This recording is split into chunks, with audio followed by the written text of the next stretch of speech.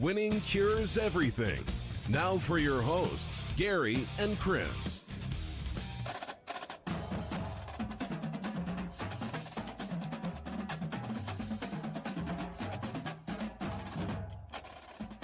Welcome in. It is Wednesday, July the 8th. This is Winning Cures Everything. I'm Gary.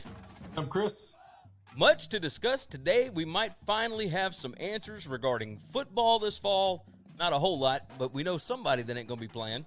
We'll discuss that. We'll talk about the NFL trying to find a way to screw this season up already, along with a ton of other stuff, UFC, golf, etc., and our boy Pat McAfee. So we'll discuss all of that. But first, winningcureseverything.com is the website. Make sure that you go and check it out. All of our picks, previews, podcasts, videos, social media platforms.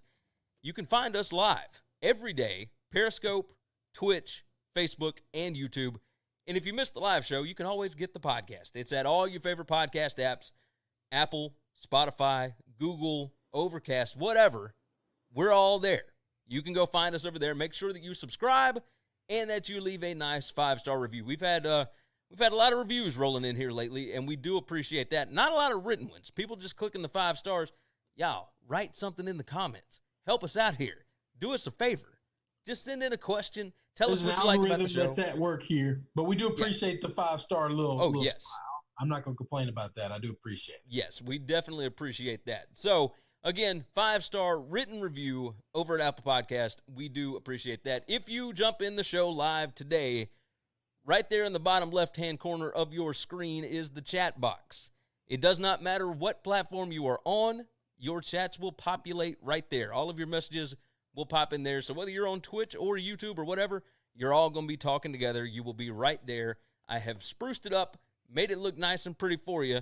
So go ahead and dive in there. You can help drive the narrative of the show today. So with that said, let's go ahead and dive into the first order of business, which is the Ivy League has postponed all fall sports until after January 1st. The article from Ben Kirkevall and Matt Norlander over at CBS Sports says the Ivy League has canceled all sports for the fall and will reevaluate whether to allow athletes to compete after January 1st, 2021, conference sources told CBS Sports' Matt Norlander.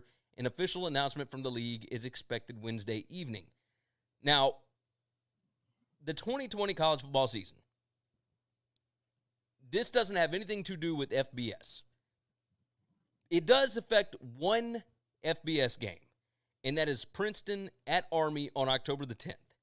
That one is no longer happening. So now Army is down to 11 games. Navy was facing some FCS school that decided not to play already, and they are down to 11 teams. So we've got some schedules here and there. I don't believe Colgate is playing this year. So the Patriot League, some of their schools are playing, some are not, whatever. Syracuse is down to 11. I mean, we'll figure this out as we go. OB Matt jumps in on YouTube. He said, "What's up? What is up, Matt?" This is going to be incredibly interesting to see what happens. The Ivy League was the first conference to cancel their basketball tournament back in March, and that led to a whole bunch of others. Everybody else ended up canceling their conference tournaments, which led to the NCAA tournament canceling, etc. The issue here is that the Ivy League does not play in the playoffs in FCS. They don't really affect anybody else. So if they move to the spring and just play a round-robin 10-game schedule, doesn't matter. That doesn't affect anything. They can be their own standalone thing. None of their income, none of their money has anything to do with football. So I think that we are not going to see this affect FBS the same way that it did with basketball back in March. Chris, do you feel the same way? I don't think the Ivy League affected anything in basketball either, by the way. Rudy Gobert shut down sports. Yeah, you are the probably NBA right. shut down sports, not the Ivy League. The NBA shut down, and then the Ivy League shut down, and then the tournament shut down. Well, the Ivy League shut down days before the Rudy Gobert thing. That's fine. But it was the Rudy Gobert thing. We were going with the tournament after the Ivy League shut down. Yeah. And then Rudy Gobert happened, and the NBA said, we got to stop, and then everybody else said, we got to stop, and the whole country stopped. The Ivy League didn't – they might have been the first, but nobody did it because they did it. And once again, I said this Monday, if they choose to play or not to play, it will affect zero if the Power 5 schools do the same thing. Well, if they choose to not play, it ain't because the Ivy League chose to not play. I will say this. I will say this. If you think that there are school presidents that are not paying attention to what the Ivy League is doing, you're kidding yourself. Then I'm kidding myself, because I don't think the school presidents of the SEC schools give one damn what the Ivy League presidents are doing. That's because the SEC they don't have the endowments that those Ivy League schools have. They need that money. They're from poor-ass states, every one of them. You're talking about just SEC. I know for a fact. That's all I care about, because the big schools are all about their own conference, Gary. Agreed, but the Big Ten, anything else. The Big Ten, there are a ton of Ivy League guys that are in positions of leadership. I mean, the president chancellor of Michigan is a Brown guy. So okay, so he went to Brown. That's fantastic that he's a Brown guy. He is over a Big Ten school. Yes, all right. And he is going to do what the Big Ten commissioner tells him to do. I believe that he is going to do what he is told to do. Because the amount of money they have. Yeah, this is a big-time money deal for the FBS schools. That's the biggest issue. And more so the Power 5 schools than even Group of 5. That's what I'm talking about. I can't speak for every school, I can't speak for all 130 of them, okay? But I'm going to tell you this. And listen, it might be the Power 5 schools don't play football. I'm telling you, it won't be because the Ivy League chose to not play football. And I do agree with you. It's not going to factor into anything they do, because they are not financially set up anywhere close to the way the Ivy League is set up. And football matters so much more to them due to finances and everything else that brings money in for their school. Now, Matt said you still have a pullback to where you went to school. Yeah, absolutely. Yeah, we 100% agree there. Damian jumps in. He said, "What's up? Nice to see you, Damian." Let's talk about what this actually could mean, which we've talked about this a number of times already, and the schedule flexibility that we will possibly need in 2020. Now, this doesn't affect a whole lot of FBS. I mean, there's only one team that had scheduled an Ivy League team this season, and that was Army. However, what this could do is lead to other FCS conferences, et cetera, that have decided we don't have a whole lot of money invested in this thing. We're not going to get a whole lot from playing this. Why don't we just push back to the spring as well? Other FCS conferences and whatnot could do that. In that case, Mike Campion jumps in on YouTube. What's up? How you doing, buddy? If you drop off enough of these buyout games, right, are we going to be able to get to a point where they start allowing the schedule flexibility to open up to where you get some more regional matchups, to where you get more Power 5 matchups that you would rather see? I think this is the first step in that happening, more so than the first step in no college football in the fall. There's a really good chance that we're going to see schedules completely different. I don't know that you caught this or not. It was sent to us in a group just seconds before we went live. You were doing technical things to get us going live. No, I did not see phone. And Sam Walters, who will be on with me tomorrow, because Gary is going on vacation. Yes. For those that don't know, I won't be here the next 2 days. Chris is running the show. And I won't be going live because I don't know how to use technology. You're glad you're getting any podcast at all. That's because Gary's a good teacher and Sam is very tech savvy. But he sent us a link that the Big Ten just sent out. They are going to a 10-game only, conference only schedule. The Big Ten just announced that? It appears to be happening, is the quote. All right, hold on. I'm pulling it up. Tom Dahart. Dean Hart. Yeah. Okay. So here, let me read this actual tweet. Yeah. According to Tom Dean Hart, the Big Ten appears headed to a 10-game conference-only schedule for 2020. And here's the story. So I could see a lot of that happening before we get into sports, before we get into this thing.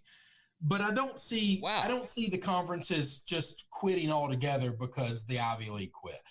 And I don't think that they're going to this type of thing because of what the Ivy League did either. I think they're doing it because it's the best way to do what they're wanting to do. So that means the schedule's about to get thrown way the hell up in the air, and everybody's got to be flexible and change. And that's fine. That's part of it. What do we talk about?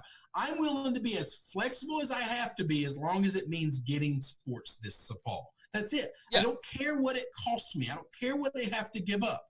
I just want to watch my team play.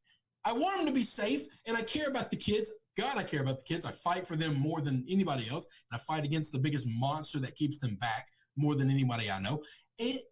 So I want it to be safe, and I don't want anybody to get hurt, and I don't want anybody to get sick, okay? But I also really want sports. And if it means we have some weird-ass season, I'm not going to be upset. I'm also not going to be upset at all that these big schools don't get to play FCS schools. Yeah, of course not. I hate. I talk about it every year when we get into the week. We'll be in week 5 of a season, and there'll be 130 teams playing one another, and lo and behold, we got 2 good games to watch. How the hell that happens, I don't understand. Yeah, Mike. But it happens all the time because big boys like to beat up on little boys. Well, it's a bye game. Like it's a 12-game schedule, which I think in the future. Pay for wins. I hate it. I loathe it. You want to help support that smaller group? Throw a bunch of money in a pile. Throw that $2 million. Everybody just puts $2 million in. They were going to pay for a win in a slush fund and have it trickle down to all the smaller schools. Yeah, I mean, I'm with you. And play somebody real. I think we're eventually going to move to a 10-game schedule because I think the conference or the playoff expansion and whatnot, I think that's what we're going to move to. But either way, I'm going to let you guys talk about this Big Ten thing tomorrow because they're having a big meeting tomorrow. We'll have more information tomorrow, so I'm actually really glad I'm getting a Big Ten guy on because they'll have information that we don't have now. Yeah, that was just a blurb. It says this fact appears to be coming into focus. Non-conference games will be punted, and the Big Ten appears headed for a 10-game conference games only schedule. Now that changes a lot of things because how many SEC schools were lined up to play Big Ten schools? I don't think a ton. But they had cross games with people, and then my other question is Oregon. If everybody chooses to do this, what happens to Notre Dame? Do they just say, hey, we are kind of in the ACC in basketball. Can we be lumped in with your family for football? Well, they'll get some of their football stuff, I think, and then they will end up. If every Power 5 conference says we're going to do the same thing, then they won't because they don't have a Power 5 conference. Agreed, but the ACC only plays 8 conference games. Yeah, so they could fit them in. Yeah, they could fit that in. I don't know. They could just be an ACC school, but then do they compete? So let's say they compete for the ACC title. Okay, so let's say they're in the ACC 10 whatever conference, and they win their side of it. They look up, they don't have to play Clemson, and they run the table in the ACC. Do they get to play for the ACC title? Well, Notre Dame does play. Money? Notre Dame does play Clemson this year, so. Okay, but in my hypothetical world, my question is this: do they get their share of the ACC TV money? Probably not, because they've got their own TV schedule. Like they've got their own stuff. Let me jump into the chat right quick because it's firing off. Mike said, I do think it's going to be only conference schedules to keep it somewhat regional.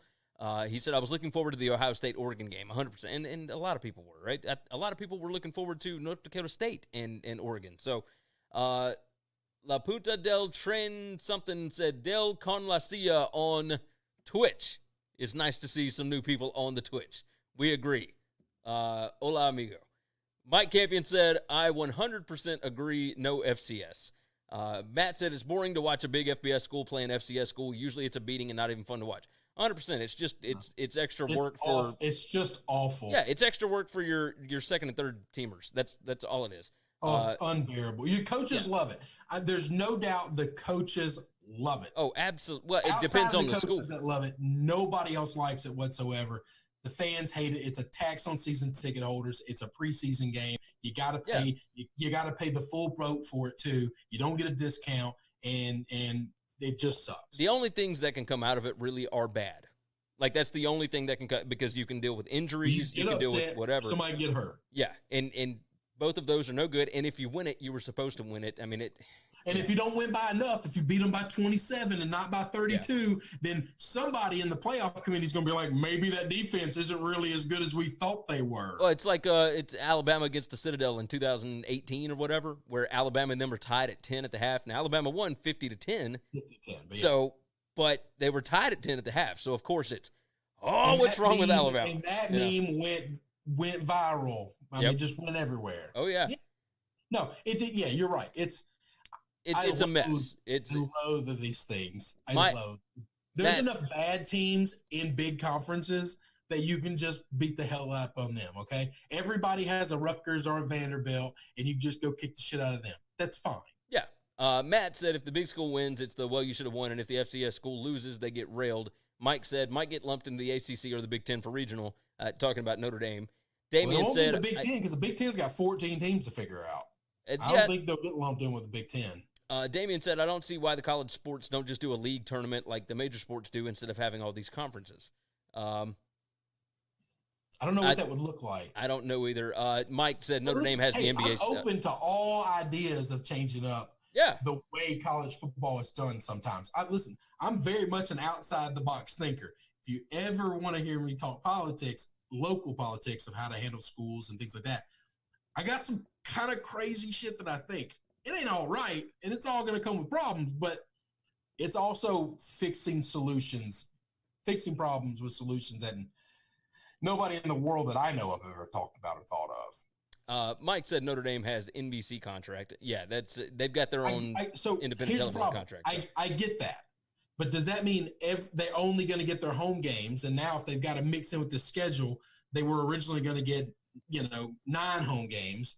And now they're only going to get 5 home games.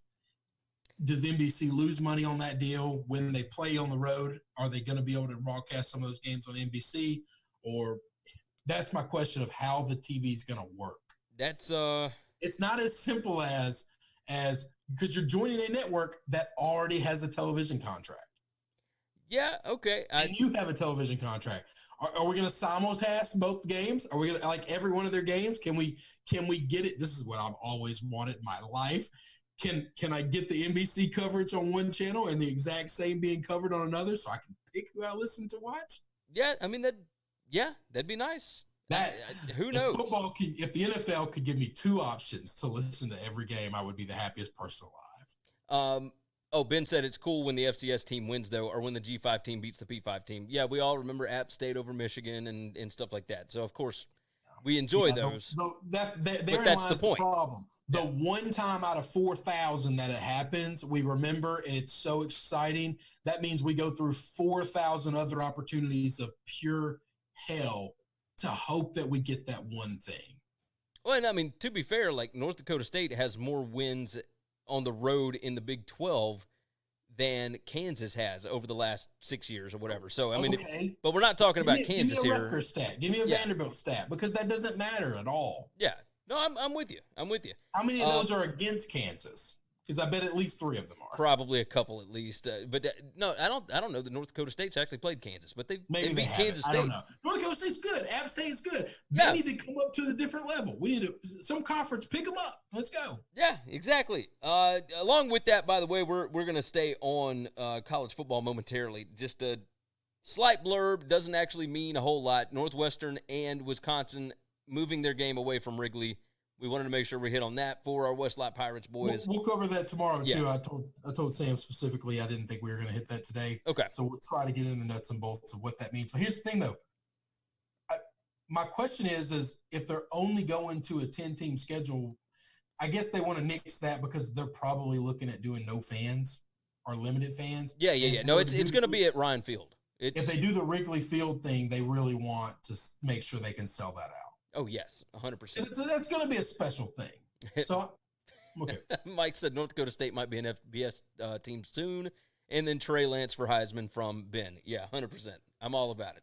All about it. All right, let's move off of the college sports. Let's dive into the NFL and this complete S show that we have had. Owners and PAs are just really, really pissing me off. They're trying to kill us. On the owner's side. Today, I am not. Today, the NFLPA tells the board that the NFL has proposed a 35% salary escrow. Let's see. On Tuesday, economics have come into focus as the NFLPA informed its board of representatives that the NFL has proposed 35% of player salaries be held in escrow to aid in managing costs during the 2020 season. The NFL Network's Tom Pelissero reported per sources informed of the situation. It is now one option on the table if revenues are impacted on a league-wide basis due to the novel coronavirus. However, it was not well received. Per Pelissero, NFLPA executive Don Davis told players on a conference call, basically, we told them to kick rocks. The NFLPA's stance is that any escrow deal would need to be collectively bargained. New Orleans Saints All-Pro wide receiver Michael Thomas appeared to reaffirm Davis' sentiments with a tweet that stated, LOL, everyone will sit out and not play until they get their stuff together before we do this. Yeah, 100%. Like, this is... 35% is a lot. A lot. And my question is this. It's not like they get paid their whole contract week 1, and so if the league goes kafunk because of the Rona, by week 9, you've lost all this money. They get game checks. They get weekly paychecks like most of America.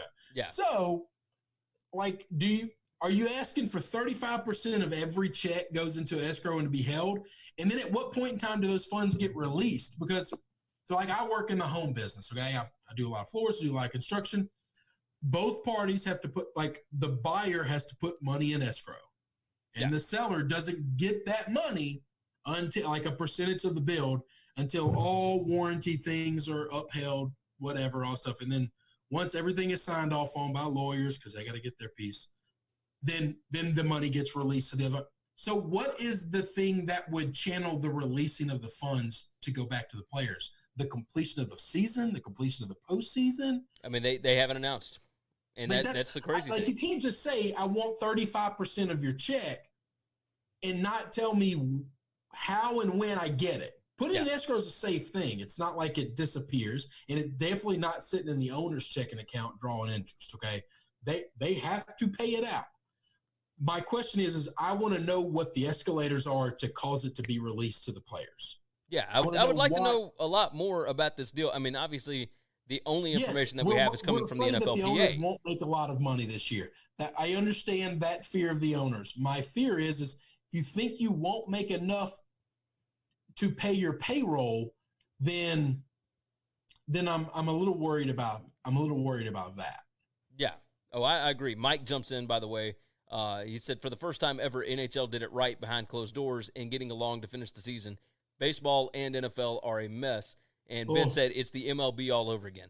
Yeah, I really thought that we would get to this point with Major League Baseball, and I didn't know about the NBA, but to the NBA's credit, they have kind of kept all of the salary stuff behind closed doors, right? We don't have to hear about that.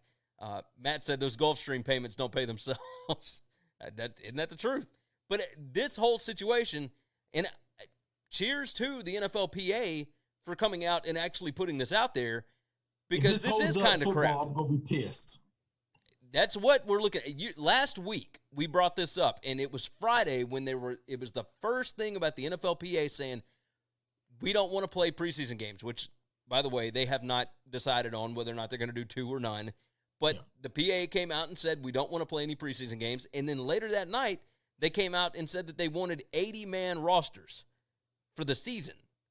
Like, I get it, but I also, isn't that what the practice squad's for? Like, you call up, anyway.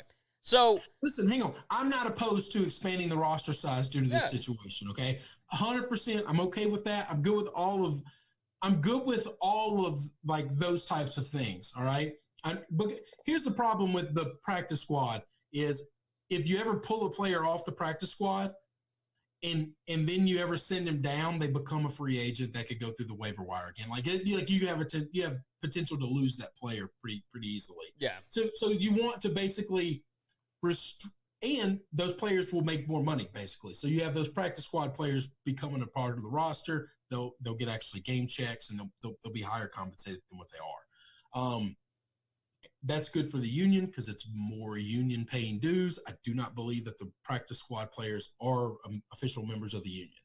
I might be wrong on that. So I think that's a good thing. I think adding players to the roster this season, especially, is nothing but a good thing. They're also, if they're going to do 17 games, they need to add players to the roster just for durability's sake and health and safety of getting through this season. It's only 16, right? Yeah, but I'm just saying, like, if like it's going to be forward in the future, we're going to be weird this year anyway. We're going to this thing next year. Let's expand the rosters. Let's get the coaches and the GMs used to working with whatever the budget looks like with this many players now, and then let's keep that many players after this because, well, we gave you the extra game, so we'd like this. Do you think that the NFL, like the league itself, is proposing the 35% in escrow because they are actually contemplating the 80-man roster? Yes. Now, that could be it, but the problem is, like I said, it's not like they're paying out this money all up at front, all at front. It's getting chipped out. My question is if you want 35% to be held, once we've passed 35% of the or 65% of the season, let me do math real quick, then what happens to the rest of that money? If you owe me $1 million a game, all right, let's say you're a big money player, you got a $16 million contract, you basically make $1 million a game. You owe me $1 million a game, okay? My question is this. Are you taking 35% of every check? Because that doesn't make any sense to me. And if you're not, and you don't want to pay out that back 35%, at what point in time are you going to pay that out? If we make it to 65% of the season and we go that next game, am I going to get that game check or are you holding that money? And why are you holding the money? Because you got the game. You got the TV money. You got the ad revenue. If there are any tickets to be sold, you got those. So if we're playing the game, why are you holding that extra money in escrow? It's a great question. I'd like to know why. I would love to know it as well. When are they going to release it? That's just all I want to know is what's your reason behind it? And then, so I know the reason is we're afraid we're not going to make enough money. So let's say you don't make enough money. So what happens? You just get the money back out of escrow? That's not how this is going to work. You know that's not how it's going to end.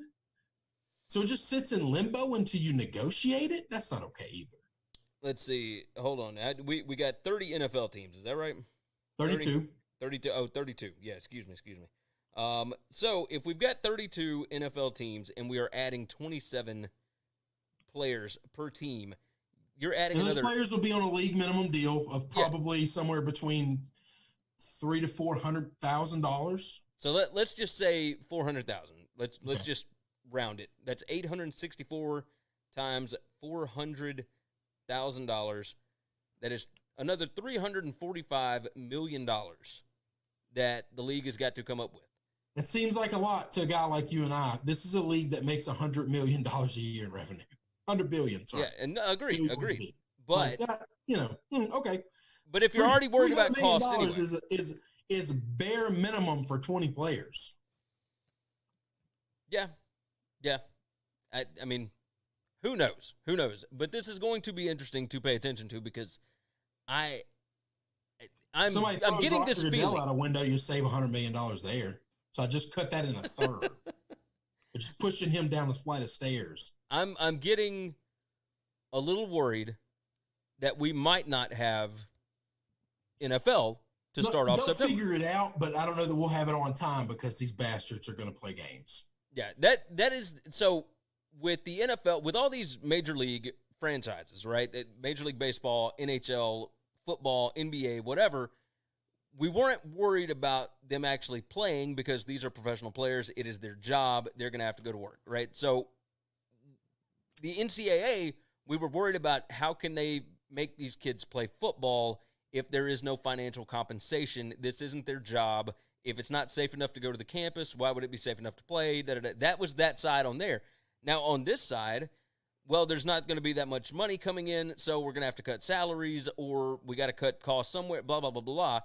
And now with the professional leagues, it is, okay, well, we don't feel safe enough, and you're talking about cutting our money. And so now who plays? Who plays sports at this point?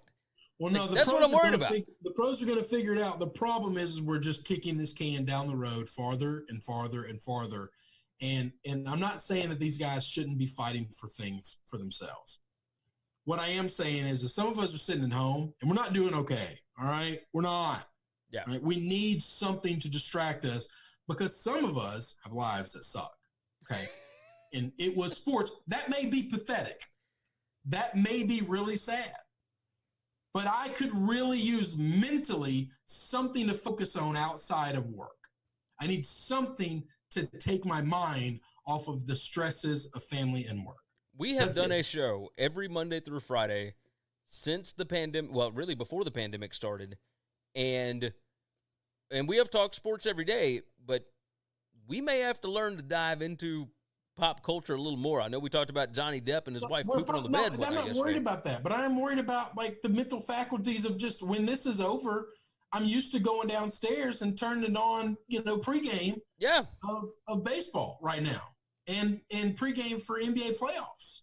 I wonder what something, you know what, for 2-3 hours, 4 hours, I can block my kids out for a minute. I can forget about all the stresses and problems of work. And when the game is over, all those things come back. Those problems are all still there, but I got a little break for 2-3 hours where I can yell and scream at a TV. Okay. Yeah. And that's therapeutic for me.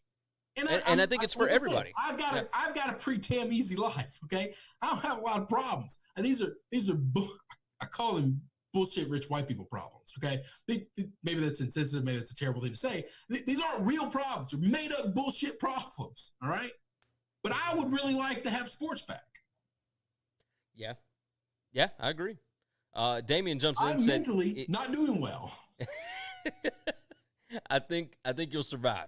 Hey, you got me to call on. You got Sam. You got John. You got Scuzz. You got the whole crew. You're gonna be all right. Do I need to come over and pat on your head a little bit? No, we're fine. We're fine. Damian said the NFL equals pettiness. Joseph Gomez said Andy Reid wants to add a third quarterback and place him in a bubble in case the virus hits hard. I think he already added a third quarterback, didn't he? No, and I don't think it was Andy Reid. It was Bruce Arians. Yeah, okay. Bruce Arians said that if they expand the rosters, he is going to hire I don't know if it's a third, he called it an emergency quarterback. Yeah. And they're literally just going to be responsible for constant quarantine. They're going to be paid to basically live in a hotel room and never leave and have food and stuff brought to them and watch game film and try to stay in shape. Very much a break in case of emergency situation to where they have a healthy quarterback. Yeah. Damian jumps in and said, didn't the NFL learn anything from the lockout in 2011? No, none of these people learn anything. Here's the problem. These aren't the same people, though. I mean, that's the deal. That's what I was about to say. The NFL average age, the average length of contract is 3.5, 4 years. These guys don't play much longer than that. And so when you have a 10-year deal, the people working on the old deal had nothing to do with the old deal. Yeah. They weren't in the league when the old deal was signed. And the people that are going to work under this next deal aren't going to have had anything to do with, they're not even in high school yet. Yeah. No, it's true. 10 years from now, half the starting quarterbacks aren't even playing college football right now. It is true. Matt said, imagine being at home and you make it through every single page on the hub. Joseph said, KBO, horse racing, and TAG coming soon to WCE. And then Damian said, virtual sports is getting closer than you think. It's the future. And then he put a bunch of laughs. Listen, I might be the last old man on that block, but I ain't doing it. Now, we've talked about it before. I cannot do video games. I'm not a video gamer. The technology of video gaming in my house 2 years ago, not this past Christmas, but the Christmas before, I bought my first video game console ever. We bought a Wii for our family. And I had to buy everything used because they don't make Wiis anymore. It is true. But those are really cool. Matt said, have you watched drone racing? No. I've seen Rocket Ball or Rocket something.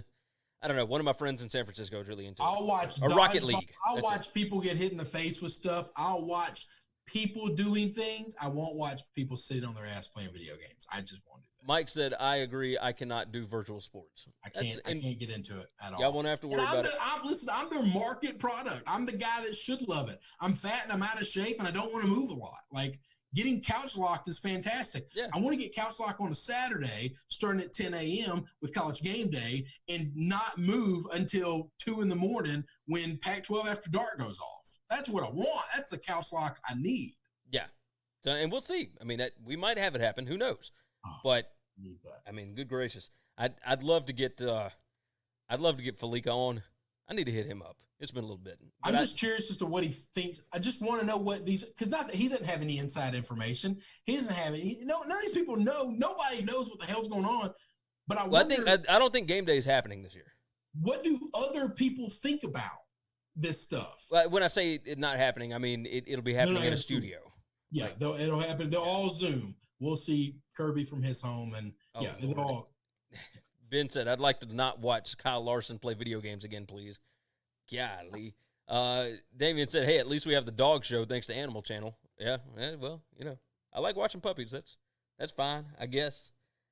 I need football. Damn it! Like, I'm so tired of sitting around not watching. I think I need football. I've got a problem. I need football. I've watched so many old games in the past 3 months, 4 months. I'm getting past that now too.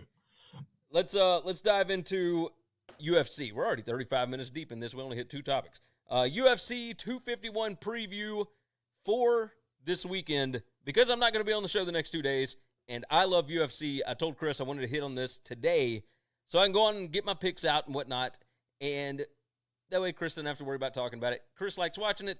He doesn't really discuss, what the guys are, any of the whatever, but he does enjoy UFC. I know the stars. Wait, say what?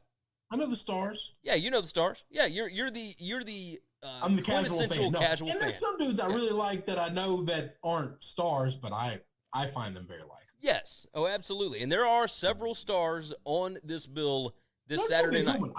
I am in on this one. I will be purchasing this one. So the main event, of course, you know what? Let's just talk about the full main event. We'll move from the first fight on through. There's 5 of them. Amanda Ribas against Paige Van Zandt. Ribas is like minus 1,000. You can find her at minus 750, minus 800. She's a pretty monstrous favorite. Yeah, if you're going to bet it, just bet her on a parlay with something else, because Paige Van Zandt, while very attractive and obviously really well known because she's a model as well as a UFC fighter, I don't think Van Zandt has much of a chance in this one. Amanda Ribas is going to destroy her, I believe. If Van Zandt wins this fight, like, nobody had it. I mean, there's just no way, because I don't see how she matches up in this at all. Mike said, I'm with Chris. I enjoy watching 2 people beat the hell out of each other, but don't know much about it. Yeah. Joseph said Ribas' number is skyrocketing. It was 6-1. Yeah, 6-1 was a steal. Yeah, an absolute steal. If you got minus 600, you're doing fine. Plus 600, you're doing fine. Jessica Andrade against Rose Namajunas. Look, Rose got slammed. Jessica beat her the first go-round, right, and got the belt from her. And then you got to see Andrade and, who is it, Wajang? Bless you. You got to see that fight happen, and Andrade lost the belt. Now she's going back up against Rose Namajunas. This is Namajunas' chance to come back, get some revenge and whatnot. Namajunas is like minus 200 in this fight. And I think, she looked like the better fighter and just got caught in that first fight. So I'm going with Rose. I'm going with the favorite. I know she's minus 200, but I think that money is worth it. You put down $20 to win back 10, whatever. That's what I'm going to do. Peter Yan against Jose Aldo for the vacant bantamweight title. Aldo is like plus 200. He has lost 2 in a row. He has not won a single fight at bantamweight. He moved down to this division. Peter Yan is unfreaking real. I mean, he is he's at the peak of his ability right now, and I ain't betting against him. He's like minus 240, somewhere between like minus 215 and minus 260. Wherever you can get it at the best price, I'm going to take Yan. He's the better fighter, and he's on like a 6-fight winning streak right now. I mean, he's killing it. Aldo, 2-fight losing streak, but after Cejudo dropped out, gave up the title, they had to put together something that would be entertaining, whatever. Joseph said Rose lost because she wanted to win by head kick for a round and a half and then got caught in a slam. Yeah, 100%. I mean, that was a brutal, nasty knockout. It was awful. Damian said, damn it, anything at this point is better than watching the bullcrap that Vince McMahon gives us. Yeah, I mean, look, we used to enjoy WWE. They're struggling bad. Yeah, I mean, their numbers are up. It's because there's nothing else to watch. Nothing else to watch. So, the second to last fight, Alexander Volkanovski against Max Holloway. They've already fought once. Volkanovski won the first one. He came out looking good early. And then Holloway, who is typically the fast starter, kind of faded in that first one. Volkanovski minus 220. Holloway, everybody loves him, but if you listen to the things that he said, he has not gotten to grapple. He has not gotten to actually strike anybody in his workouts. They've had to do all their workouts through Zoom. He hasn't had any actual physical contact. He thinks he's going to be fine. He said it's the best camp that he's had. I don't know how you could possibly say that because you haven't gotten to spar with anybody. It kind of freaks me out a little bit. So that's coach speak. That's coach speak. Yeah. That's just something that fighters say is the best. Nobody's ever. Have you ever heard a fighter before a big fight say, "Oh, I'm coming off the worst camp ever"? No, you I'm not ready at all. This is going to be shit. Yeah, no, you're but we dead see on. him walk out there and look just so unprepared, right? Yeah. So that's just coach speak. That's just these dudes are not really intelligent most of the time. And they just know how to speak in cliches. Yeah. I'll say this. I'll say this. I think Volkanovski is an incredible fighter. I think he wins this one easily. I love Max Holloway. The blessed one, like as Max they say. And I'd like to see Max win. Yeah. I just don't know that I'm with you. He's just not. He can't be ready for this fight. No, there's just no way. So Holloway won the final 2 rounds in their first fight, but I'm telling you, I'm rolling Volkanovski all the way here. I think that he will be better prepared. I think that he is a better fighter. I'd like to see the odds. If I can get good enough odds, I'll take a dog. I'll take Max. So, Max right now, anywhere from plus 160 to plus 200, somewhere in between there. So that's not good enough. No, it's definitely not. So because I think he should be a heavier dog than that. But yeah. Now, speaking of heavier dogs, our boy, Jorge Gamebred Masvidal, comes in on 6 days' notice. He is a plus 260 underdog. Kamaru Usman is minus 320. Look, Usman was looking for Burns, who is somebody that fights completely differently than Masvidal. Masvidal, a little lankier, not as much width about him, not as much girth, I guess you could say. And Masvidal is a striker at his core. He doesn't like to be taken down, all that kind of stuff. Usman, he took down a fighter 12 times in one bout. Like, that's it. Like, he is a grappler. He is a guy that will take it to the ground often. And that's the way that he wins. Masvidal, however, likes to stand and strike. And it's going to be interesting to see how these two go about this fight and who can actually inflict their will more often. Is Masvidal good enough to actually block some of these takedowns, or is Usman just going to, ragdoll him a little bit? And if that's the case, we saw that with Blades in his fight just a few weeks ago, where it just gets insanely boring and you're just laying on somebody and you're just, you go the distance and blah. If Usman wins, it'll be because they go the distance and he's taking him down a whole lot and it's just a blah fight. However, if Masvidal wins, it's going to be a knockout. He has knocked out a ton of people. Obviously, fastest knockout in history against Ben Askren. You saw him knock out Nate Diaz.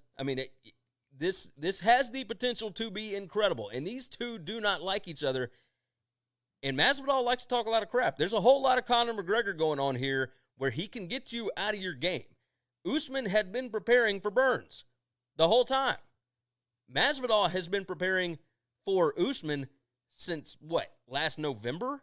Yeah, the only thing that scares me is the dropping of the weight because I feel like you lose so much strength dropping. Did you see him eating a pizza on Monday, man? On his way to, they stopped in Rome, Italy. He went and got a pizza, and he's got to drop 20 pounds before weigh-in. Listen, I want to be on that diet. I don't. No, you don't. It's way too hard for me. That weight-cutting stuff is for the birds, I'll just eat pizza and be fat. That's fine. Joseph said, fake knee strike into a KO punch Jorge by round 3. If it gets to round 3, it's going to be – that's Usman's fight. I think you've got to win in the first 2 rounds if you are Masvidal. Yeah. So I'll tell you how I'll be playing that fight. I'll be betting on the dog. I'm expecting to lose, but I like betting on a dog that's a striker because all I need is for the grappler to slip this much this much and make just a fraction of a mistake and get caught with a punch or a kick or a knee, and it's over. Yeah, and that's and I don't think you have to worry about that with Usman. Like I don't think he's that great of a puncher. No, Usman's not going to knock him out. Usman's going to tap him out or win in the card. But Usman's going to tap him out or win in the card. Joseph said he was 190 on July 4th. Yeah. I mean, I guess the knockout is if he chokes him out, it's a knockout. But that would be a submission. So. Matt, it's graded as a submission, not a knockout. Yeah. Matt said those guys can drop 20 to 30 pounds in just a few days. They know how to do it fast. And he said, take a bunch of salt and then flush it. Yeah. But yeah, the that's weight cut. Is dropping all that weight. How do you drop it while eating pizza? That's a fantastic question. Like, I know the scientific way of doing it, but putting a bunch of carbs and dairy in your body. That don't help. Doesn't seem like all the doctors that have been talking to me are full of shit. If I wanted a pizza from Rome, Italy, I would probably wait until after the fight. Maybe that's just me. I don't know, man. Cheers to him, though. Cheers to him. Is the Roma done in Italy? Has it just ran through that place? Can I go there? I think so. Right now. I think you can go there. I think it's good. I mean, who knows? I bet it's cheap, too. I bet it's real cheap. He went and got Damian said this fight is going to finish like McGregor and Cowboys fight. And I don't think so. I hope not. That was rough. I mean, that was 40 seconds, and it was entertaining, but it was, whatever. Listen, if it ends in 40 seconds, I won some money. I will say this. I would have won some money if it ends in 40 seconds. I typically go with the guy that takes it to the ground. It's harder to defend. I typically go with Usman. I'm going to bet on Masvidal because I like the plus 260 here, but I'm not going to put a whole lot on it, and I'm just going to have fun watching with the striker. Yeah, it's just fun for me. Okay, this is fun. This is fun for me. If I got a job, okay, I've been working the damn job for 4 months straight without a day off. All right, I worked 4th of July.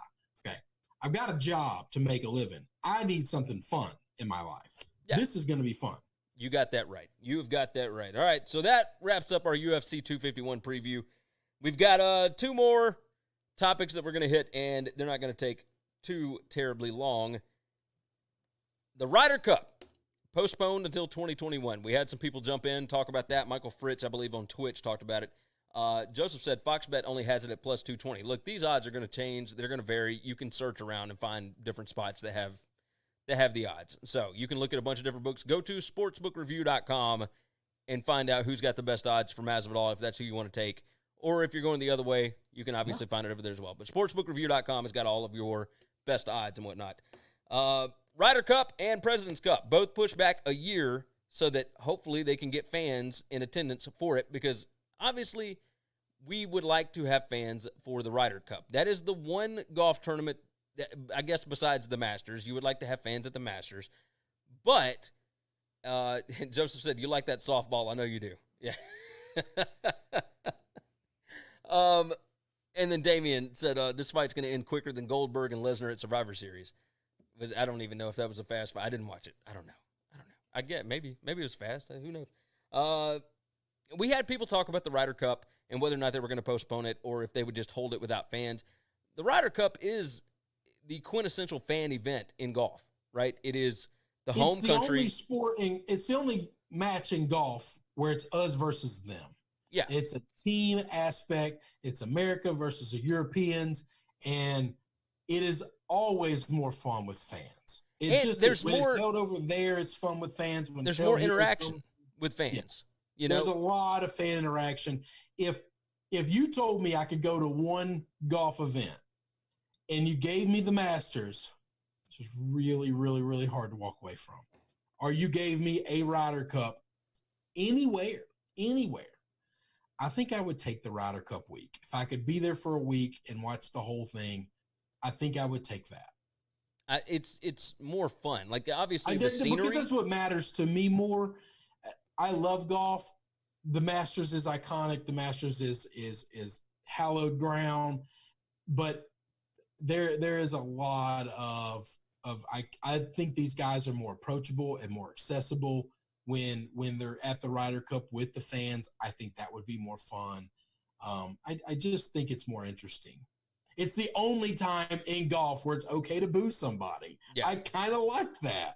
Yeah, no, you are dead on. It's the only time you cheer against someone, and that's fun. And it's not, I hate you like I hate Alabama cheering against you. It's it's just fun. Yeah. No, I love Rory 364 days a year.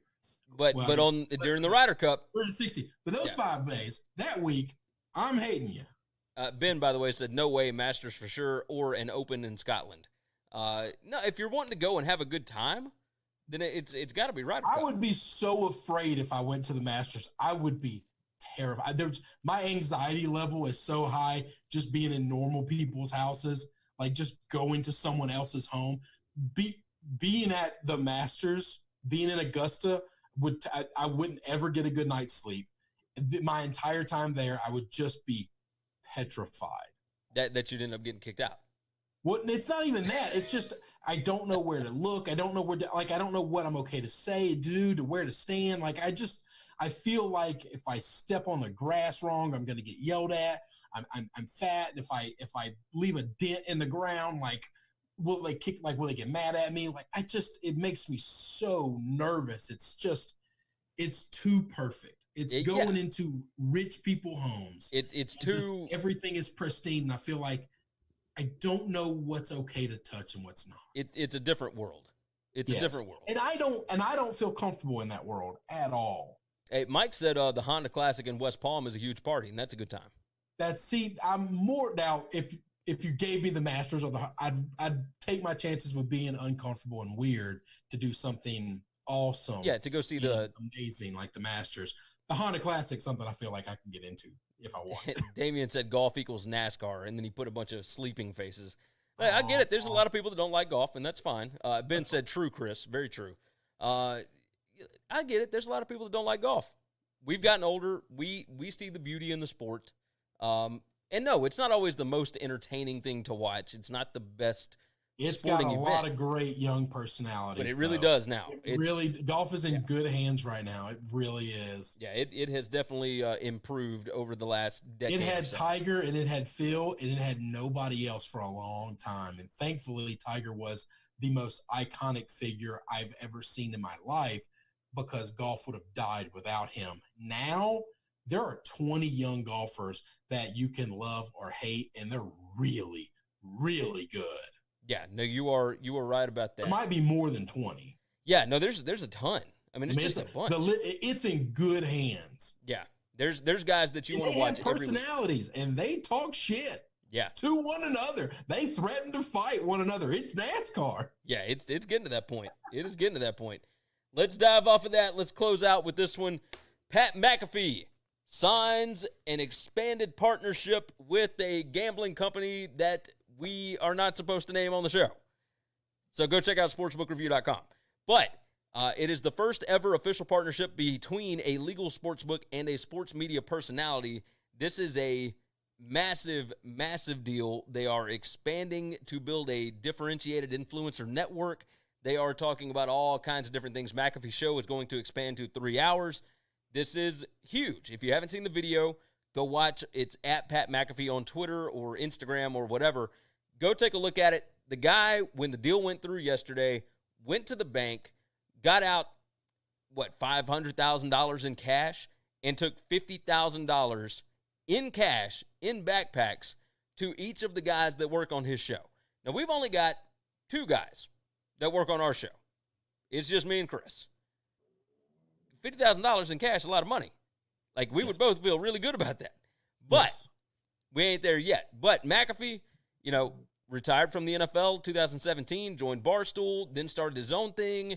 He was on DAZN for a little bit. He is now moving over to this gambling company's network, and it's pretty massive. I know that you were irritated about the Adam Schefter tweet, and we're not going to spend a lot of time on it, but Schefter said that if you look at the deal that he got here, and there's no money that has come out. We don't have the details of the deal, which is weird for him to say if you look at the deal. But, yeah. Okay. But, and Mike jumped in and said, Pat's show was fun. I think some people inside know that it's a really, really big deal. I think some people know the numbers. That's but fine. He said, Schefter did, that this would make Pat McAfee the highest paid specialist in NFL history if you compare punters and kickers to what McAfee is doing now. Now, obviously, McAfee is not in the NFL now, But if you just look at the money aspect of it, what he left on the table before was around $6 million that he left on the table. Now, he probably would have been, he could have kept that thing going even longer, but he had $6 million left on the table. That, if you're a punter, you strap on your helmet, you go out, you make $2-3 million a year, and you don't really have to worry about a whole lot.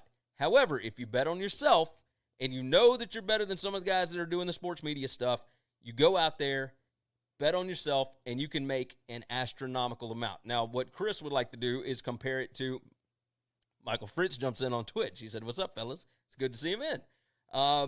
If you compare it to Dave Portnoy and Clay Travis and the ESPN personalities and da-da-da-da-da, what is he making in regard to that? Bill Simmons and Joe Rogan, people who do podcast and sports media networks, things like that. That's who you should be comparing him to. You can't compare him to other punters. Okay? That's the dumbest thing I've ever heard of in my life. That makes no sense at all. Yeah. Now, I really want to like Scheffner, but lately, the reason you got to look at it from this perspective. That's trying to make some type of a headline when just what he accomplished is a big deal in itself. Why on earth? He hasn't punted in 6 years. Look, it was 2017 when he retired, and the reason that he brings it up, is because everybody said it was a terrible idea for him to do that. And they were absolutely wrong. All the time. Damian jumps in and said, Cody Parkey is practicing his kicks right now. How many times has Cody Parkey been brought up on this show, man? People are wrong a lot. Yeah. I don't get how this is any different, and I didn't think this was that big of an extreme thing when he quit. He was a punter, man. Okay, so he had a $6 million deal. That, I assure you, was not guaranteed. And if the team wanted to cut him to save money, they would have. And I bet at $3 million a year for the 2 years that he was under contract, he was the highest paid punter in football. Because punters don't make $3 million a year. Ben jumped in. Not today and not then. No, agreed. Ben said Ian Rappaport is superior. Yeah, we agree with that. 100%. And that is strictly just look at who's right and look at who's wrong and look at who's trying to get clicks by saying things weird. But here's what's strange. The news itself is great news. Yes. This is a big deal for Pat. Compare him to the people he's working with now, okay? And let's judge him based on the field he's in right now because he's killing it. He's doing unbelievable. Well, he's in every aspect of sport. He's in WWE. Why are we trying to compare him to something that he doesn't do anymore and hasn't done for 3 years? Mike jumped in. He said, "Yes, I agree. I pay attention to Ian more than I do Adam." Yeah, we talked about that on the show yesterday or Monday, whatever it was. It was the day that the Mahomes money came out, and I guess that was Monday, right? So I don't remember. All these things run together. I don't know what today is. But. Today is Wednesday, and you get to handle the show by yourself for the next 2 days. Is there anything else that's broken, by the way? What? Is there anything else that's broken? I don't see anything. No, nothing. All right. With that said, we are going to go ahead and let you guys get out of here. You guys have helped drive the show yet again. We always appreciate everybody that jumps in on the live show. We cannot thank you enough. Keep doing it. Share the show out. Let's grow this community, build this thing up a little more, and maybe we'll get one of those fat contracts like Pat McAfee did. And we would definitely appreciate you guys for helping with that. So go and subscribe to the podcast, Apple Podcasts. Leave a nice 5-star written review if you would so kindly. We would appreciate that. Share the show out as much as you can. We're on Periscope, Twitch, Facebook, and YouTube. And, of course, there is the website, winningcureseverything.com. Go check out our buddies over at sportsbookreview.com. We will be doing all of our college football stuff. Michael said, "Sorry, I missed y'all, Gig'em," and he said, "I was so happy to see the Ryder Cup postponed." Yes, if you wanted a fan-friendly event, that was the only solution. Go back and listen to the show. Download the podcast, Michael. We appreciate you. Mike Campion said, "Thanks, guys. I'm glad my notifications are working again." Hey, we are too. We definitely are too. We want more people hopping in here. Solo, it won't be live, so you won't be able to chat the way you have been. Sorry, I don't know how to do that. I'm not that tech savvy. I'm just hoping to get it out tomorrow. Yeah. Hey, Ben said, if you do, you can get the cameo, the celeb cameo. Yeah, 100%. 100%. I looked into those celeb cameos.